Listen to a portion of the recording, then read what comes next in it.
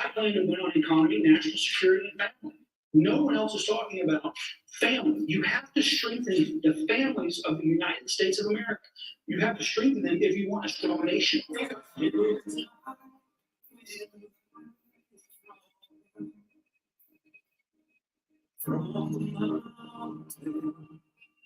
Because there is hope for America yet. There absolutely is. There's great hope. I have a great vision for a 22nd century America, but we have to move past this stain, the stain of the vitriol, the stain of the rhetoric, the stain of you've got to be so extreme on either side in order to even have a microphone, or you have to sell your soul to the devil to get on a platform. Give me a break.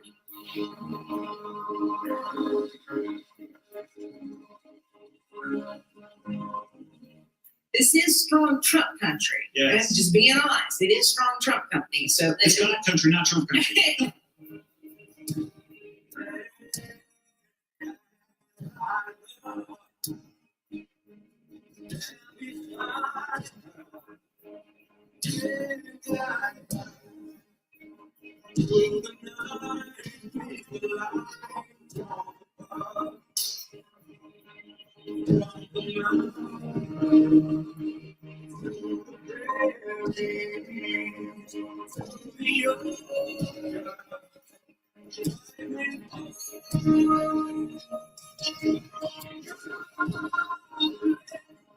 God bless each of you.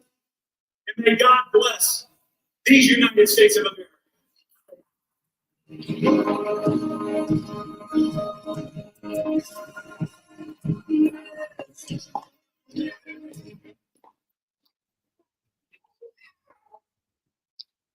My fellow Americans, ladies and gentlemen, I come to you in this great hour of need in our country's history, not to promise you things if you'll vote for me, but to inspire us to unite against everything that attempts to divide us. The future of our nation is in great peril. There is a great chasm between who we espouse to be, who we're constitutionally supposed to be, and who we actually are. It is not what I can do for you, it is what we can do together. The America that we can build, the scientific and technological breakthroughs and the cures that we can discover together. The people of my generation were sold a bill of goods that no longer exists. Go to school, get good grades, get a good job, and retire. And that plan isn't working well for us anymore. People are working 2 to 3 jobs and have nothing to show for it. They're working 24 hours a day and still can't seem to get ahead. We cannot outwork inflation and the speed of economic and political change. Most Americans know what it is like to lose a job or to be laid off. We know a pain that America's politicians will never know. I refuse to leave this chaotic America to my children and grandchildren. Americans are lonely. The Surgeon General just stated that loneliness is becoming a major epidemic in America. They're depressed. They're anxious about the future, and with good cause. But with me as president, anxiety will go down in America. Depression will not be as rampant. People will not feel as lonely and hopeless, because when the right leaders are in authority, peace and happiness is in the land. We've been electing the wrong people because we keep asking the wrong questions. We used to be able to trust what government said. We used to blindly trust what doctors said and what teachers taught us. Now, if government says it, it's probably false. If the government says it's safe, it's probably not. And if government is the solution, then you're asking the wrong question. We have committed atrocities against our own people and against people of the world. We have abused our power. We have lied to our own citizens and to other nations. We have made promises and broken them. But America's character problem will be resolved with me as president. We have inordinate affections and an insatiable thirst for endless pleasure, recreation, and entertainment. And it has dulled our sense and spirit of American innovation and creativity so that we can replace the railroad, fix our transportation system, replace and improve the automobile, education, science, and cures. We have grown complacent in our defense of freedom. Politicians have cried wolf so many times before that America is self-destructing before our very eyes, and most simply do not give it a second thought. And we have been powerless and ineffective in stopping it. We vote for people who get in office and very soon forget us and our problems. Americans must not only think of ourselves, our comfort, our retirement, our happiness, and with no thought for those who will follow after us. I want to build an America that pleases God, prospers our citizens, and leaves a great legacy for the generations that follow us. Tonight, I am looking for Americans who will stand with me to take personal responsibility for what America becomes on our watch in our day.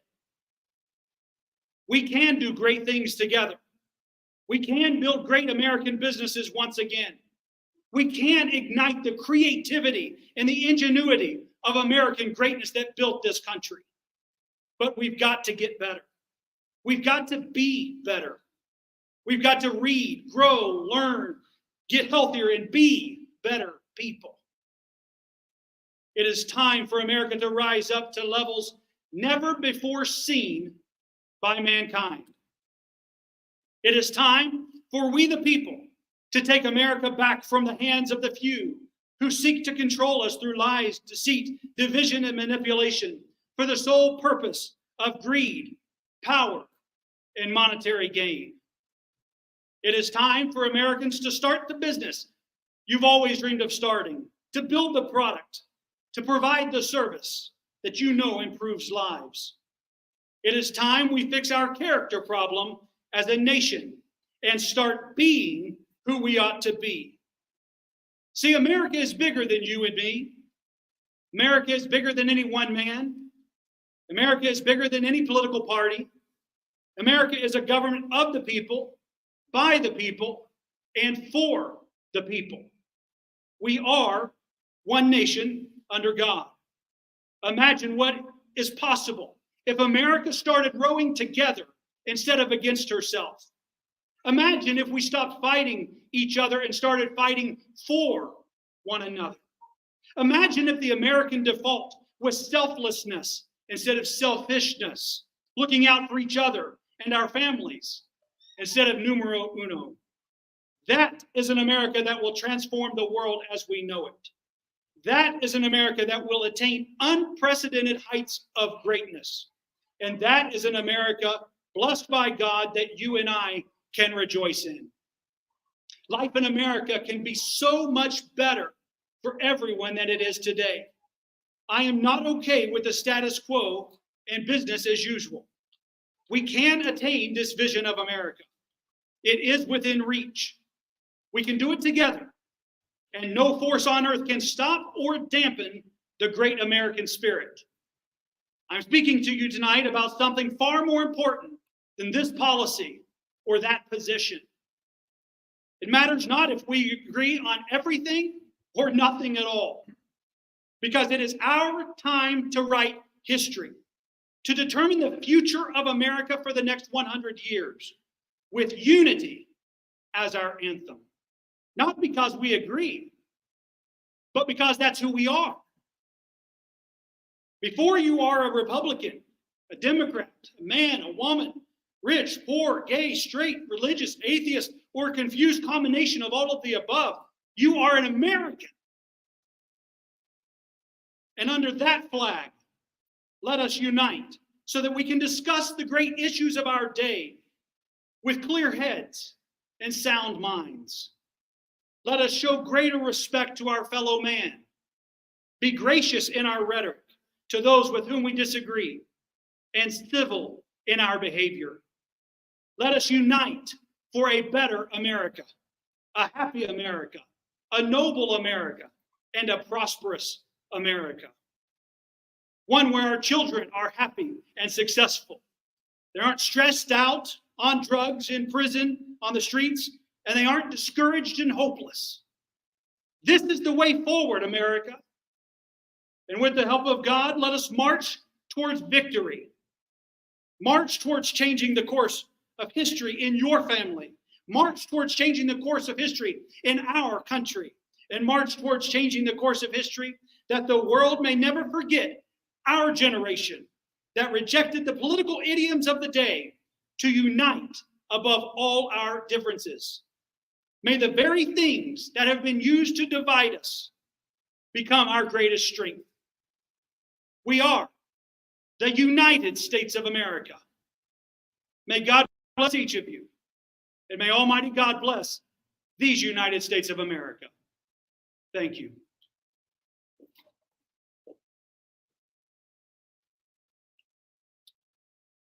Thank you. At this time, we'll take some questions. I know we have questions from the audience and streaming, and so if questions have come through, if you would please just kindly direct them this way. Yes. Dr. Rollan, the first question we received was this. Governor Ron DeSantis' recent decision to ban an African American study course in the state of Florida has ignited a firestorm of controversy, with accusation of undermining educational value resonating strongly. In light of this, how will your administration steadfastly ensure the preservation and availability of diverse and comprehensive educational courses, particularly those that critically address the history and invaluable contributions of Black Americans, ensuring that they are not protected, but also made accessible to students in schools across the entire nation? Yeah, that's a great question. Let me answer by saying Black Americans are a major reason we live in a free country today. Ironically, you cannot have American history without having Black history. And so I think that one of the problems whenever you talk about curriculum, it's not just that is highlighting the real problem, which is we have whitewashed history. We changed the narrative. And it was a concerted effort beginning in the 1970s. All, without exception, of today's history books in every single classroom in America in the public school system are written off of a major, one particular history book that was in the late 70s that was different than most of the other history books. So they took the one history book that differed from the volumes of history books and then created the new narrative of history that has now been taught for the last 30, 40 years, which is why America has disintegrated to the level of division and divisiveness that we have today. You know, they say people perish for lack of knowledge, and that those who don't understand history are destined to repeat it. The problem is what happens if we've been taught the wrong history. So we have to elevate accurate history. And I'll tell you, one of the ways that we do that, and of course, like I said, you cannot separate American history from Black history because they even helped fight in the war for independence. And they are the reason, they were some of the ones that led the charge to even mobilize our freedom in the first place. And, you know, one of the things about Black history, my favorite part, I must say, is the religious and the moral heritage that they brought to America. They brought more spirituality to the country than anyone else. And we still benefit from that legacy that they contributed. But let me say this about education, because the problem is much bigger than just curriculum. The problem is, what is education for? When the Department of Education started in the early 1900s, the issue was to help production. So it was the business owners of America that got together and said, we need people who are skilled in this, this, and this in order to make this product and that product. And it was effective. And that's why what the subjects in school were meant to do was to help you and I make a living. Well, the school system today, through many different reasons, has failed teaching kids what they need to make a living or how to make a life. And so the great debate of our time, as we all see, is what role do parents play in the responsibility of their child's education? Who's responsible for educating the child? Is it the parents or is it the government? And that is where much of the conversation lies today. But what I can tell you is that education, we have to teach people how to live and how to make a living. We have to equip them so they can provide for themselves and their families. And so that is exactly what we would focus on. I can tell you that our bachelor's degrees from major universities in the United States today are equal to an 8th grade education back in 1940. So when we talk about our ancestors who only got a 7th grade education or an 8th grade education, they had just as much education as those graduated today with a bachelor's degree. Because the way our funding was, we kept lowering the standards in order to get the funding. And then we're trying to compete against places like China that are teaching engineering to 6th graders. And so we have to reform the entire educational system. That's one of the reasons I want to run bachelor's degrees parallel and vocational training parallel to the high school years. I want the mornings to be for high school education, the afternoons to be for college education. That solves the student loan crisis. It solves the teacher issue.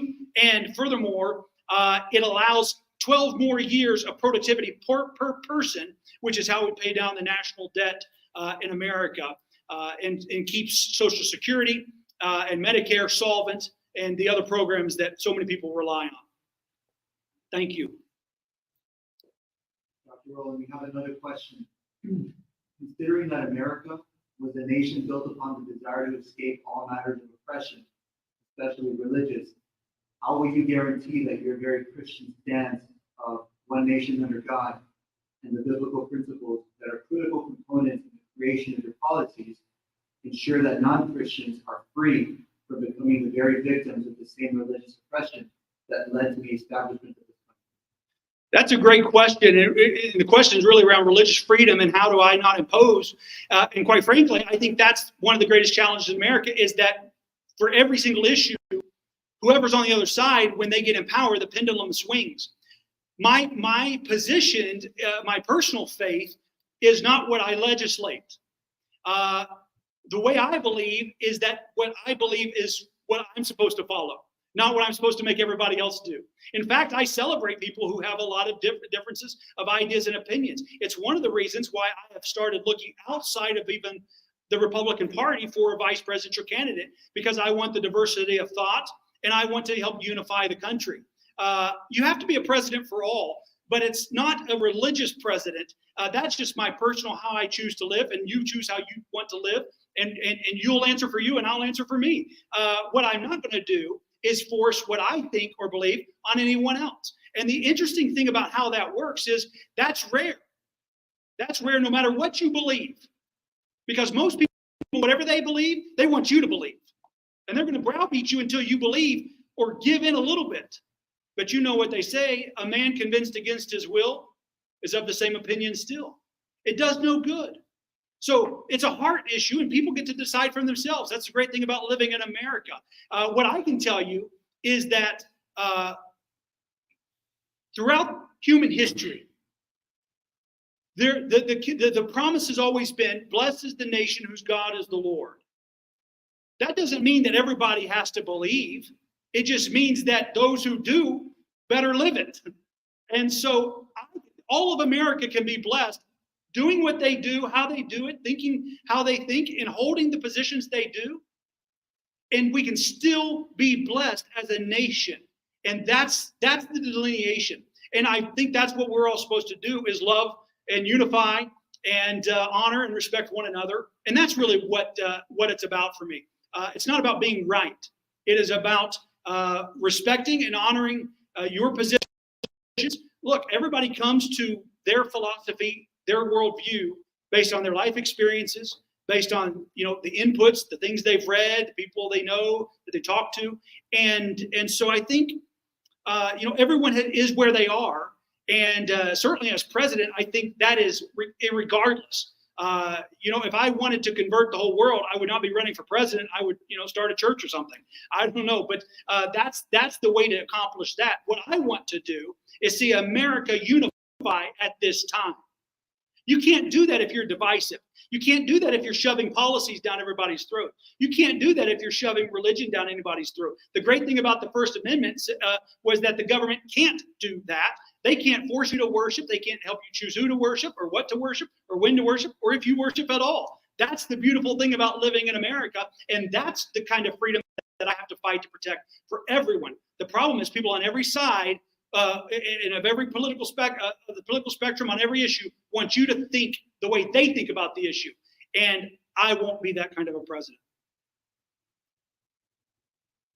Next question. The next question we have is, how will you, as a president, guard Americans' independent access to capital and ensure small businesses will never be considered non-essential again?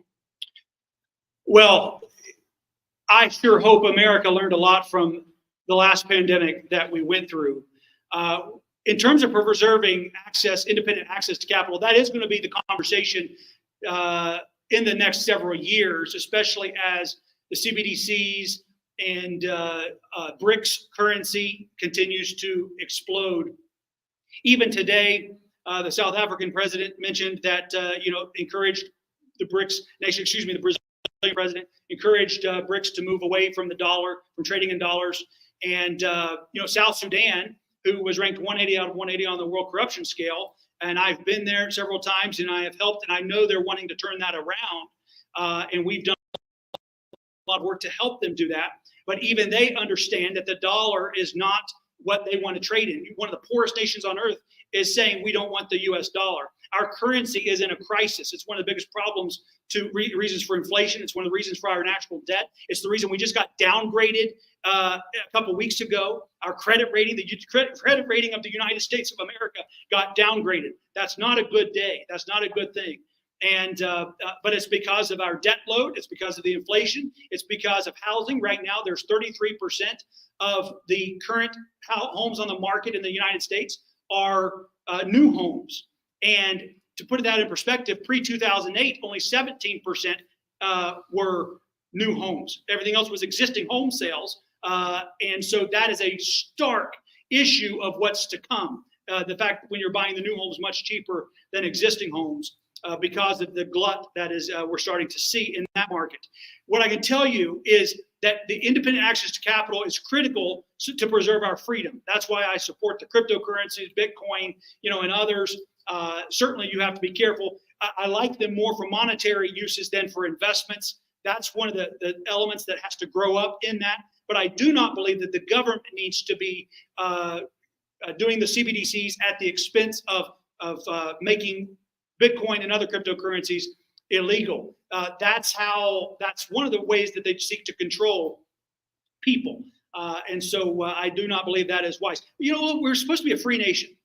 So the more freedom we can have, the better. The less regulation we can have, the better. In every country on earth, if you had a sliding scale of this is the freest any country in the world could be, and this is the most enslaved any country could be. Without fail, in recorded history, every empire on earth, the closer you could get towards freedom, the higher the GDP.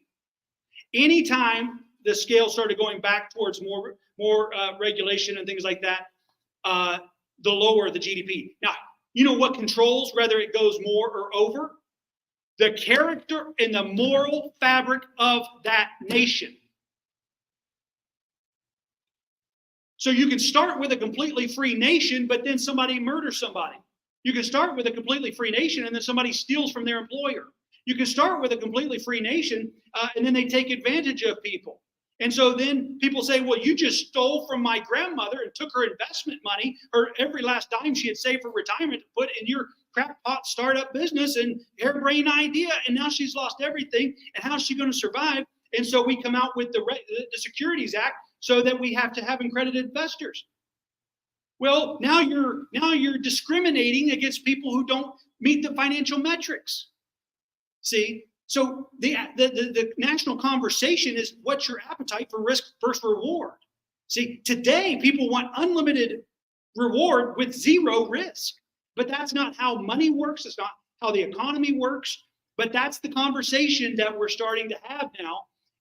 And this generation doesn't completely understand yet that consequence. And so the more you remove the barriers then the more people can get hurt because there are unscrupulous actors and bad actors in every field. So then you get more regulation to protect people. And then they say, and then we have banks fail like has happened in the last 6 months. And then people say, well, I know the FDIC limit is 250,000, but the government backstopped those that had millions in their accounts anyway. And so, but we keep saying, but we won't keep doing that. But we keep doing that because every time somebody gets hurt, they get the downside of the risk. Then they want that backstopped. And so we keep going more on this side, but then you have less freedom. And so we're constantly going back and forth. And that's why America, I don't know about you, but don't you just feel like a yo-yo sometimes as an American? I mean, it's just like we keep getting batted around. And it's because we keep sliding back and forth on this, on every little issue, whether we're more free or more regulated and what the regulation looks like or what the freedom looks like. And so that is the issue. What I can tell you is you cannot save small businesses are the backbone of this country. They employ over 70% of America's workforce. When you keep the big box stores open and you make the little small businesses close, you actually inverted the problem. You exacerbated the very problem you were trying to solve. And I know that that's not the politically correct answer, but none of those people donate to my campaign. And so I just speak freely about it. But that's why that happens. It's because most of the politicians are beholden to donors that have great control over a lot of this policy. It's kind of like we had $6 trillion left over, $6 billion left over from the COVID money. And Congress, instead of paying that towards our debt, is holding it, for other enterprises that will never have to be voted on by Congress because it's already passed Congress. It will just be reappropriated to something that you and I will never hear of. So these are the kind of problems that we have to solve in America. Once again, it's just us being right and doing right, and that is the absolute best way forward in America. Next question. Next question is, almost every U.S. president in the last half century has run a record budget deficit one time or another. But the largest deficit in U.S. history was run by former President Donald Trump and his two immediate predecessors, President Barack Obama and President George W. Bush. The deficit has gone down under the administration of Trump's successor, President Joe Biden. What's your plan of action to reduce national debt and inflation? Because every president has made the same promise, but it seems no one has been successful at doing so. Well, part of it is people don't understand when they talk about what politicians are actually saying when they promise things. When they talk about balancing the budget, that's like if you make $10,000 a month and have it coming in on your budget, you're just going to make sure you spend less than $10,000 a month. Okay, the budget's balanced. It does nothing about your $1 million in debt and the notes that you're carrying. So the conversation that I'm having is about how reducing and eliminating the national debt. Congress is responsible for balancing the budget, and then the President of the United States signs it. So what I can tell you is every company I've ever turned around and gone into, normally the problem wasn't they weren't making enough money. The problem was how it was being allocated. So you didn't have to raise taxes. We didn't even have to sell more. We just had to take the money and spend it at the right thing in the right way at the right time. That was usually the issue. They may be spending it on the wrong things. It's kind of like if you're redoing a home and you're trying to fix it up to sell. And you're doing certain things that you think make a difference, but everyone knows that it's the bathroom and the kitchen and some curb appeal. Those are the things that will help, not necessarily just changing something out in the living room. You have to do more than even just painting the walls or so forth. You have to know where to put the money, and so the allocation is critical. My plan on eliminating and reducing the national debt, which is why taxation is becoming ever so burdensome in America, is because literally right now it's about 15 to 20% of America's bills is interest. $2 trillion a year on a $6 trillion budget. And so I can tell you that as we get the debt down, America is able to do a whole lot more things.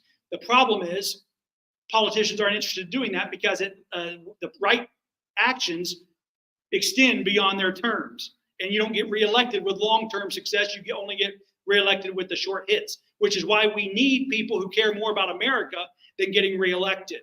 But I can tell you that my plan for reducing the debt is to explore, and not just explore, but to have nuclear energy, clean oil, clean coal, an oil shell, and methane hydrate energy in America. We have 9,000 years of methane hydrates in the ground today, 9,000 years worth at today's consumption levels of energy.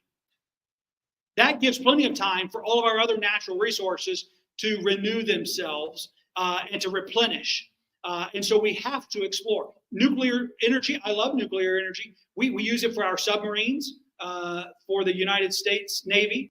We use it for aircraft carriers. We fill up a submarine one time for the life of the submarine. For the life of the aircraft carrier, we fill it up one time and never refill it again, 25 years later.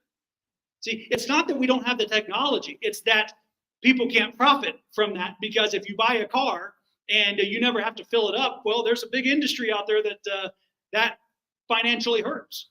And so things are the way they are in America, not because it makes sense, not because we don't have better answers, but because there are systematic reasons and profit motives behind them.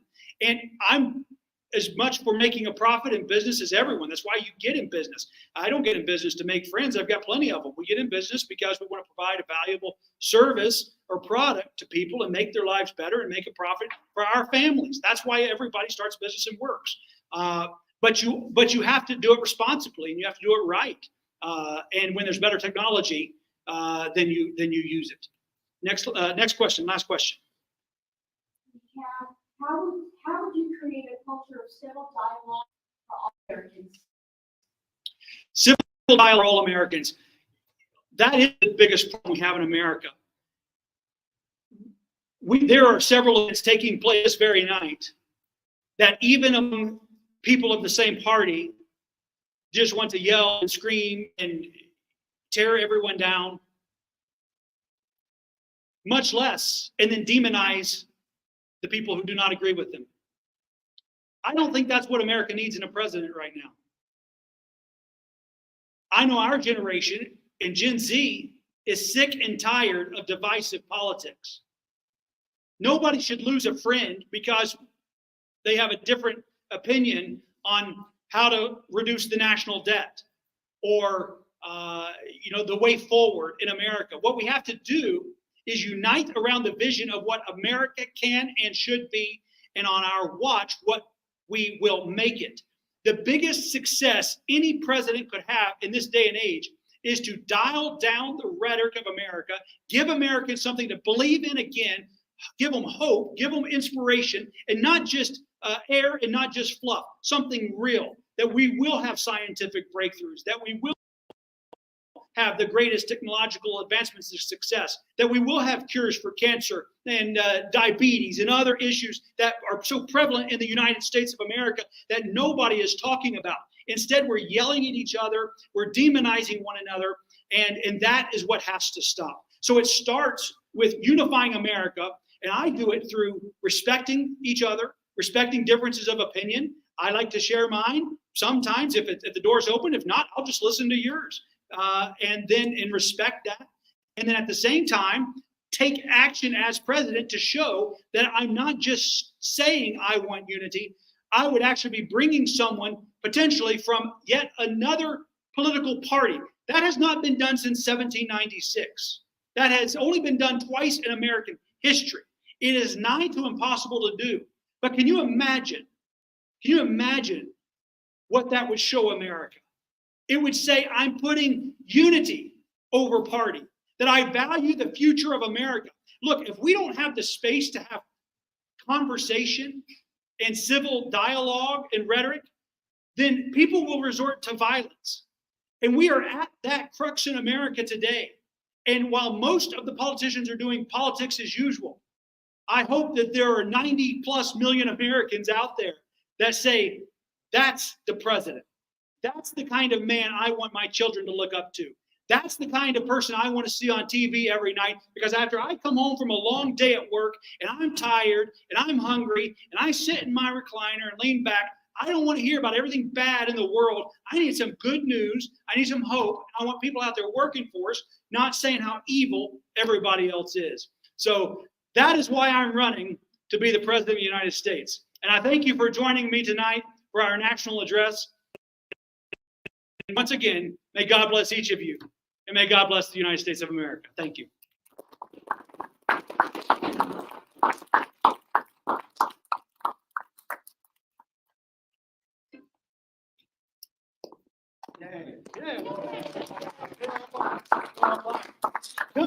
You're more than welcome to come up here and we can get this. Yes, come on.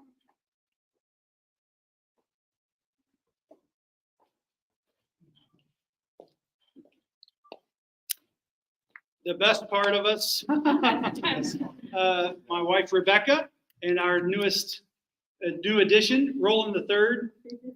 He was a good boy. Do you see his stars and stripes here? Yeah. Well, thank you all for coming. I really appreciate you. I appreciate the questions, and thank you for joining us. We really appreciate it. Okay.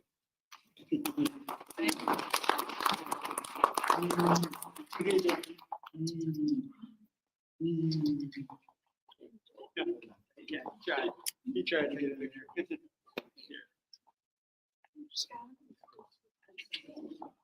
Let's go on the white screen. Looking around. Looking around. Oh, did you miss Daddy? Did you miss Daddy?